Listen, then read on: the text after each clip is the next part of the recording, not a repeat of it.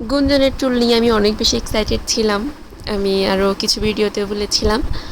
তো ওর জন্মের পর মাত্র আমি 2বার চুল ফেলেছি, আর এরপর আস্তে আস্তে চুলগুলো বড় করছি। আমার ছোট বাচ্চাদের চুল বেশি পছন্দ, ওদের দুটো ঝুঁটি থাকবে, দেখতে অনেক বেশি কিউট লাগবে, এটা আমার অনেক বেশি শখ ছিল। তো শখ হিসেবে চুলগুলো বড় করছি। আর যে প্রচণ্ড গরম পড়ছে, সবাই আমাকে বারবার, আমার বিশেষ করে আমার মা আমাকে ফোন দিলেই বলতো যে চুল কাটো চুল কাটো, কিন্তু আমি কথা শুনতাম না।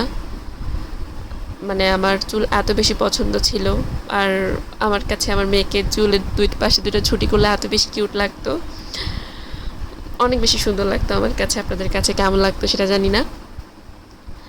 তো কিছুদিন আগে বাড়িতে যাওয়ার পর এত বেশি গরম পড়ছে, আর ওর মাথায় ঘামাচির মতো উঠে গেছে। তো এটাতে আমি অনেক বেশি ভয় পাইছি, আর আমার মা আমাকে বকাঝকা করে চুল কাটতে বাধ্য করছে। আর কাটতেই হইতো, কারণ ছোট বাচ্চা, অনেক বেশি ভয় লাগে এগুলোর কারণে।